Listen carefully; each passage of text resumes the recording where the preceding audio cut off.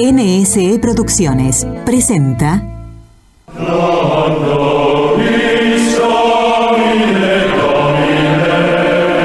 Dice el Concilio Vaticano II: la liturgia es la fuente de donde emana toda la fuerza de la Iglesia. En este espacio queremos conocer todo aquello que nos ayude a vivir mejor la liturgia de la Iglesia.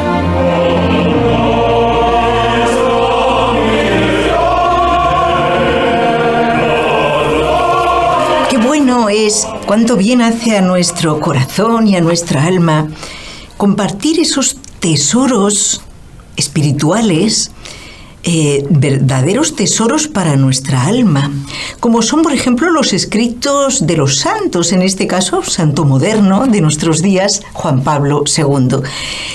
Y él, además, con esa añadidura de que al ser sumo pontífice, al ser papa, pues claro, pues tiene un plus, diríamos, de sabiduría pastoral que Dios le ha dado, en este caso para hablar de la Eucaristía en su relación con la Iglesia. Yo siempre he comprobado que en la radio uno de los temas preferidos de los oyentes es la Eucaristía, y siempre buscan saber cómo prepararse mejor para recibir la Eucaristía, cómo también debe ser pues la digna celebración de este sacramento.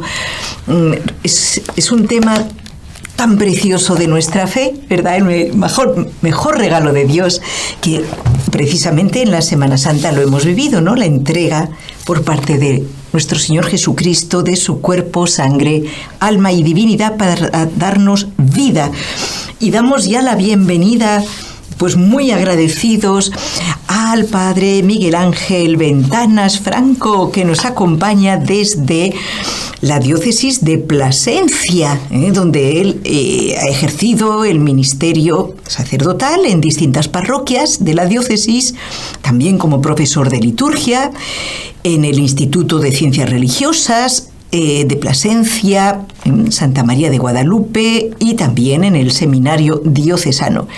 Y bueno, vamos a darle las gracias también.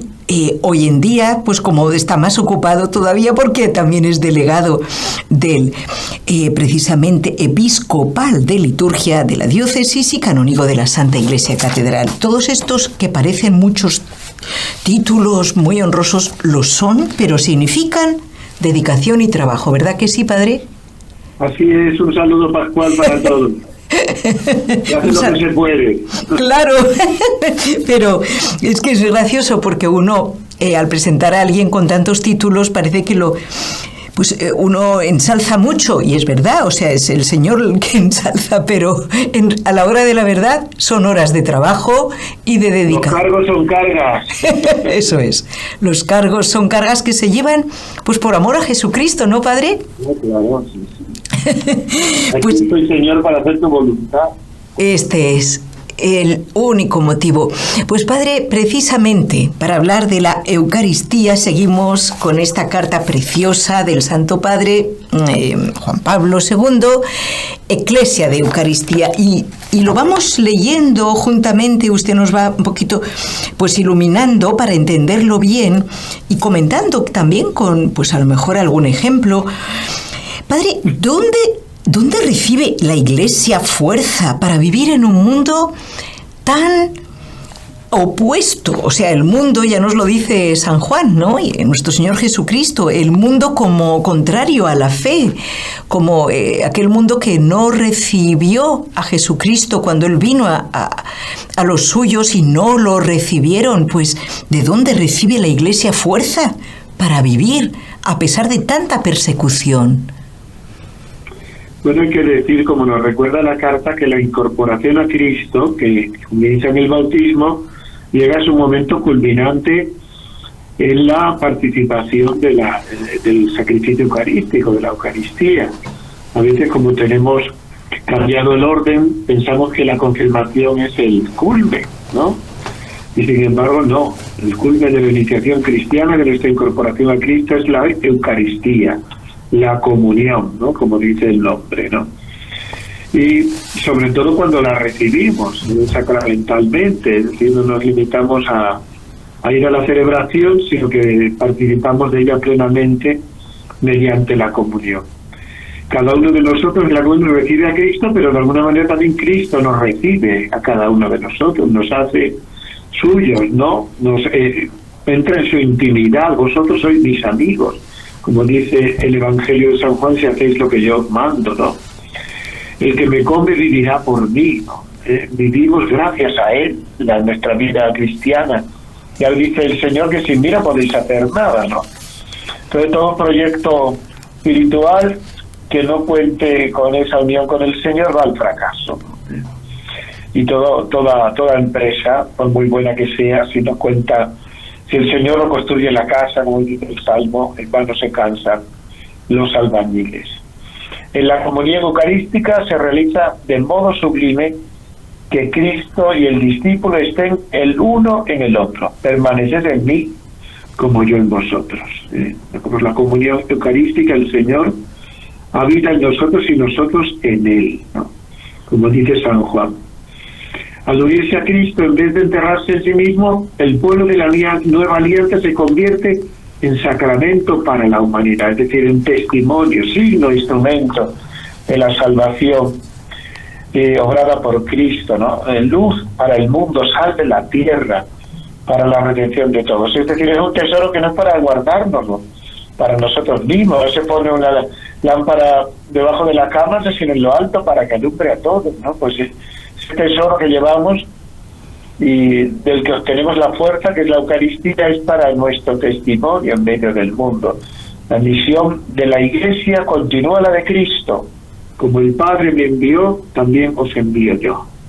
La Iglesia recibe, por tanto, esa fuerza espiritual necesaria para cumplir su misión en la Eucaristía, en el sacrificio de la cruz, comulgando el cuerpo y la sangre de Cristo. Así la Eucaristía, como dice el Concilio Vaticano II, es la fuente y la cumbre de toda la evangelización. Es decir, de la Eucaristía nace la fuerza para la evangelización, y toda la evangelización debe conducir a congregar a los hombres en la celebración de la Eucaristía, ¿no?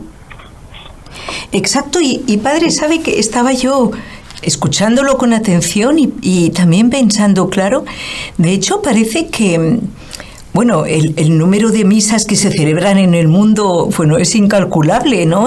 Cada día y mucho más los domingos, pero no solo eso, sino que es el lugar, como lo diría, no sé si es correcto decirlo así, el lugar de encuentro de la comunidad cristiana también.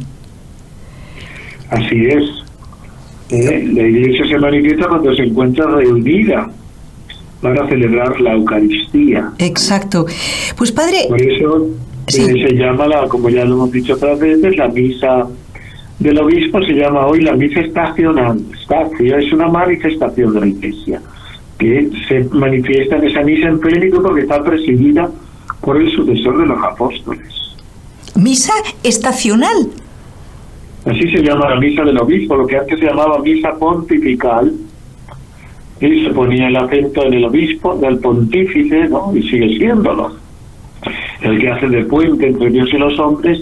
Ahora se pone más el acento, desde el Concilio Vaticano II, en la comunidad de la asamblea reunida, ¿no? Es una estación, que es un término tomado del ámbito militar romano, ¿no? Que pues lo que viene a significar que la Iglesia está allí presente, ¿no? Con todos sus, presidida por el sucesor de los apóstoles, los presbíteros, los diáconos, los distintos ministerios, la vida religiosa, ¿no? La misa solemne del obispo, ¿no? Con motivo de las grandes solemnidades o de la visita pastoral. Se llama misa estacional, ¿no? Aunque en algunos sitios vemos todavía misa pontifical, ya no aparecen los libros litúrgicos. Ah, bueno. Tal denominación, Cada día aprendía algo nuevo, qué bonito. Bueno, padre, hablamos de la unidad de la Iglesia, lo decimos en el credo, creo en la Iglesia que es una, santa, católica y apostólica, pero ¿es posible esta unidad si, por ejemplo, un cristiano, un católico, se acerca a la Eucaristía en situación de pecado sin haberse reconciliado con Dios a través del sacramento de la confesión? Bueno, San Pablo dice que la Eucaristía tiene una fuerza, una eficacia unificadora, ¿eh?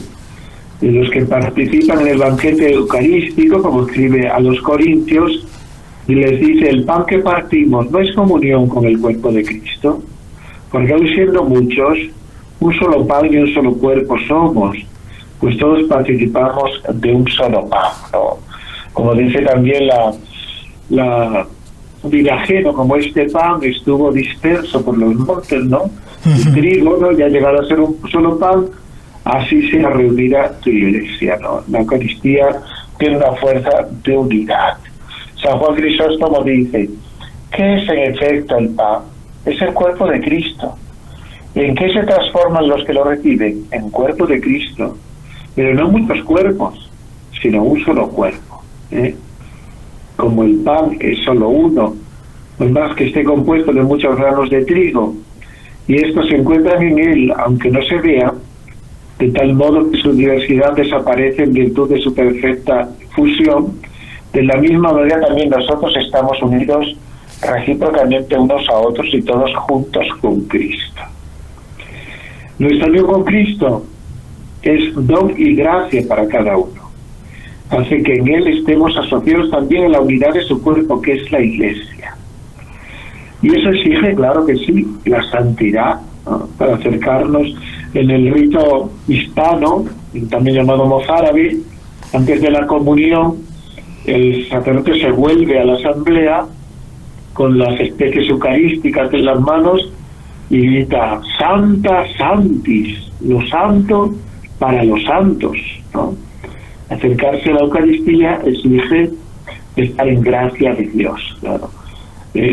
Tenemos que pensar también qué nivel, ¿no?, de pecado tenemos, ¿no? Porque no es lo mismo estar en pecado mortal, ¿no?, que los pecados que decimos veniales o cotidianos, porque la Eucaristía también perdona los pecados, ¿no?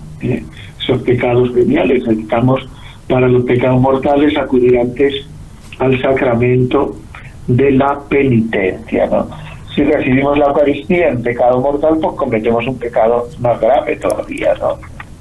Que sería, pues, de comer indignamente, como dice San Pablo, el cuerpo y la sangre de Cristo, ¿no? Entonces necesitamos acudir antes al sacramento para esos pecados graves de nuestra vida. Exacto. Es muy bonito, padre, lo que dice a continuación el Papa Juan Pablo, hablando de la unión, la acción conjunta del Padre, del Hijo, del Espíritu Santo. ¿Cómo se nota en la Eucaristía, verdad? Claro, bien conscientes de ello, el autor de la liturgia de Santiago, que es una antigua plegaria eucarística, en la epíclesis de la Námpora se ruega a Dios Padre que envíe el Espíritu Santo sobre los fieles y sobre los dones, para que el cuerpo y la sangre de Cristo sirvan a todos los que participan en ellos, a la santificación de las almas y los cuerpos. La fuerza, la Iglesia es reforzada por el Divino Paráclito, a través de la santificación eucarística de los fieles, ¿no?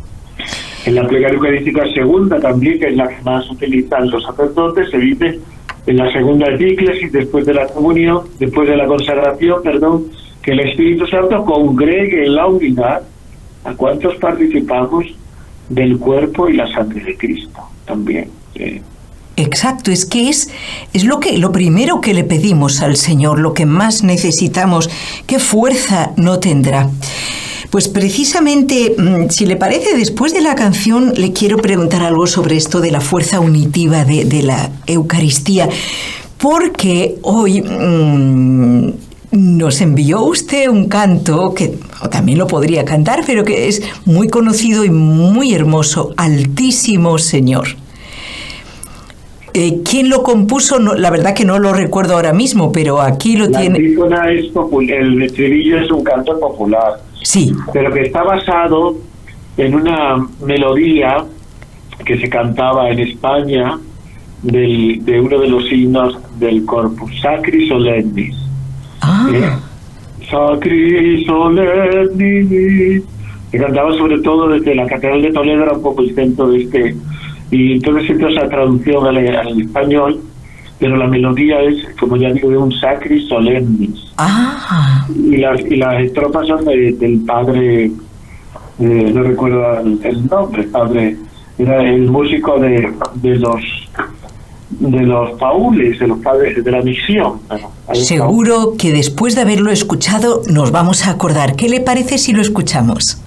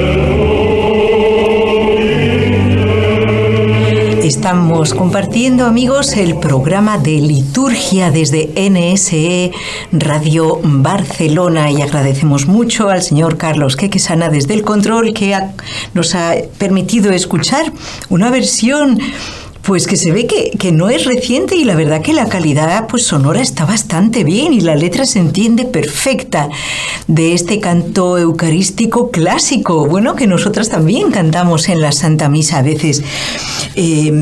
A usted le gusta este canto, ¿verdad que sí, padre? ¿Por qué? Sí, hombre, cómo no.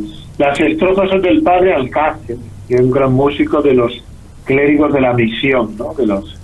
De San Vicente de Paúl. El padre Alcácer es el autor de las estrofas. Y el estribillo, como ya he dicho, tiene su origen en este Sacri Solemni, que melodía hispana, traducido, ¿no? Perfectamente. Aprovechada la música para una letra, no es precisamente la traducción de Sacri Solemnis, es uno de los signos que compuso Santo Tomás de Aquino para la fiesta del Corpus. De acuerdo. Pues padre, lo que quería comentar y como preguntar sobre esta fuerza unitiva que tiene la Eucaristía, que es una fuerza divina, no lo olvidemos, nosotros somos personas humanas, obviamente nuestras fuerzas son muy, muy limitadas. Podríamos decir que en nuestro mundo tan disgregado, la Eucaristía posee ese auténtico valor unificador. Lo digo porque, por ejemplo, después de la Segunda Guerra Mundial, cuando los fieles católicos de los países que habían sido enemigos de Alemania, gracias a algunos sacerdotes que los animaban, y gracias al don de la Eucaristía que nos une, aceptaron, por ejemplo, compartir víveres, compartir ropa, bienes, para que sus hermanos vencidos en la guerra, que habían sido sus enemigos, pero viéndolos ya como hermanos, para que pudieran subsistir. A mí este tipo de ejemplos me hace pensar cómo sería el mundo si de verdad comulgáramos en serio, ¿no? Porque esto han sido capaces de hacerlo católicos que comulgaban. Pues así es. Lo recuerda también el Papa en esta carta encíclica. Dice: el don de Cristo y de su Espíritu que recibimos en la comunión eucarística colma con sobrada plenitud los anhelos de unidad fraterna que alberga el corazón humano, y al mismo tiempo eleva la experiencia de fraternidad propia de la participación común en la misma mesa eucarística a niveles que están muy por encima de la simple experiencia convivial humana. Es decir, esos sentimientos humanos con la fuerza de la Eucaristía se elevan a unos niveles, pues podemos decir, sobrehumanos, ¿no? Dispuestos incluso a perdonar al enemigo, ¿no? Tenemos el testimonio también de alguna esposa que perdió a su marido en tiempos de persecución y que luego estuvo atendiendo al que había asesinado a su marido, ¿no? ¡Wow! ¡Qué bonito! Como pues un signo de perdón y de la fuerza que brota de la Eucaristía, ¿no? Que nos lleva pues a amar incluso a los enemigos, ¿no? En esto conocerán que sois mis discípulos, ¿no? Sabéis que a los que os aman, ¿qué mérito tenéis, no? Cristiano se tiene que distinguir por algo más, y esa pues solo viene de la Eucaristía, esa fuerza viene del cuerpo entregado y de la sangre derramada, ¿no? Como ya hemos dicho, pues haced esto en conmemoración mía, no solo repetir los gestos y las palabras de Jesús, sino también la actitud de Jesús, de entrega, y Jesús como muere en la cruz perdonando.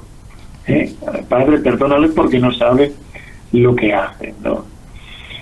En este momento la Iglesia alcanza más profundamente su ser en Cristo como sacramento o signo, instrumento de la unión íntima con Dios y de la unidad de todo el género humano.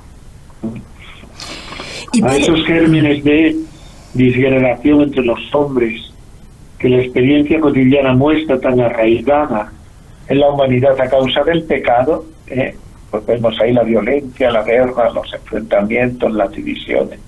Se contrapone la fuerza generadora de unidad del cuerpo de Cristo. La Eucaristía, construyendo la Iglesia, crea precisamente por ello comunidad entre los hombres. Se hace posible que caigan las barreras, ¿no? Y que los hombres se sientan hermanos unos de otros, ¿no? Es la fuerza de la Eucaristía. Sobre todo en tiempos de dificultad y tenemos testimonios hermosísimos, ¿no? De la capacidad con la fuerza de la Eucaristía de perdonar y de muy grandes. De hecho, Padre, un mártir, si no perdona, pues no es mártir, no es testigo de Cristo. Entonces, claro, ahí es donde está la diferencia.